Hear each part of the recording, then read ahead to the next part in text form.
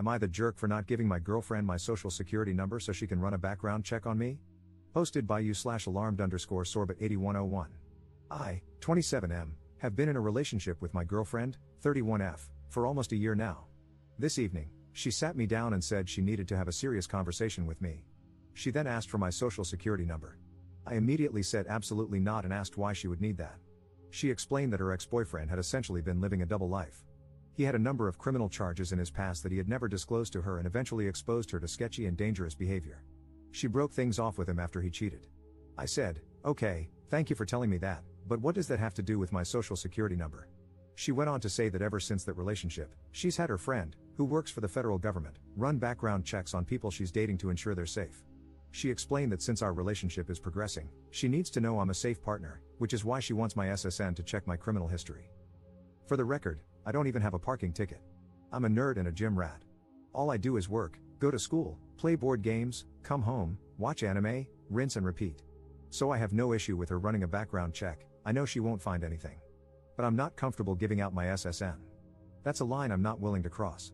When I told her this, she got upset and said I don't understand what women go through and that this is about her safety. I admitted that she's right, I have no idea what women go through, but that doesn't change my stance on giving my SSN to a complete stranger. She argued that her friend isn't a stranger, he's one of her best friends and married to one of her close friends. I replied, "Honey, that's great, but I don't know him. I don't trust him because I don't know him. That's my personal information you're asking for.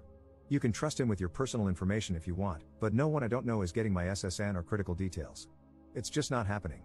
She then said that our relationship won't be able to progress unless I give her friend my SSN because she needs to feel safe. She also said she was offended that I don't trust her judgment in choosing friends. At that point, I got up and left, telling her that while I respect her concerns, her past trauma doesn't give her the right to strong-arm me into sharing sensitive information with someone I don't know just because he works for the federal government and has access to a database. I used to work for the federal government myself, so I know from experience that not everyone working there is automatically trustworthy. It's not that I'm assuming her friend is a bad person, but the fact that he works for the government doesn't prove anything to me. She called me insensitive and hasn't spoken to me since. Personally, I feel like she was gaslighting me into giving her what she wants, but I'm not entirely sure. Update 3 days later.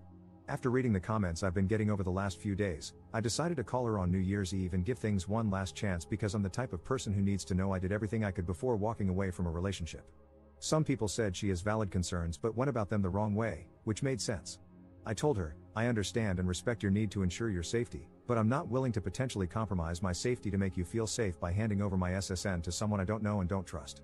It's illegal for him to even use a federal database for personal reasons. So that's out. But what I will do is pay for a background check of your choosing, as long as it's a legitimate service, and give you the results. I will not be providing my social security number to anyone, but my address, date of birth, etc., are all fair game. She refused and said that she had chosen a background check, having her friend do it, because she knows she can trust him. So I said, if that's how you feel and you won't budge, then the issue here is trust, and I'm not willing to stay in a relationship with a woman who doesn't trust me because of some crap that doesn't have anything to do with me. I'm not paying for another man's sins, and I'm not giving you my social security number because your ex was a criminal. She started crying and asking why I couldn't understand that it's not about me, it's about her. I said, you made it about me when you asked for my SSN. She got pissed and started accusing me of lying about caring about her safety, saying that if I really cared, I'd have no problem doing this because I don't understand how vulnerable women are in society. So I said, I was willing to work with you up to a reasonable point, but now you're just trying to manipulate me, and I don't feel safe being with you anymore. Because if this is how you react when you don't get your way about having my SSN, what happens the next time we have a major disagreement or a serious situation? Are you going to keep crying to try to get your way or throw out another ultimatum to try to force me into doing what you want? She started saying that, as a man, I can't understand what it's like to go through life as a woman and have to be afraid, and that this is what she has to do for her safety and security, and I need to just respect that and give her what she needs for her comfort. I was like, I tried to compromise, you wouldn't accept it, there's nothing more to say here. To be clear, I wasn't exactly calm. I have severe anxiety, so this was a really hard conversation for me to have. I was actively pacing around my house, sweating, and forcing the words out the entire time. Then she started crying and asking about New Year's because we were supposed to spend it with her parents. I said, you should have thought about that before you tried to strong-arm me into getting your way. This isn't an and everyone stood up and applauded moment, that's just how things went. I hung up, and now we're over. Obviously, I'm hurt, but I'm realizing I dodged a bullet because there's no reason things should have gotten this messy. And before anyone tries to jump me in the comments, again, I offered to pay for the check. She refused because it wasn't the test she wanted. I feel like I made a good faith effort to resolve things. Hate to ring in the new year without a kiss under the mistletoe, but it is what it is. I don't know if she really is that concerned I'm some lunatic criminal or if she was trying to scam me like a lot of you said. Either way, it's over now.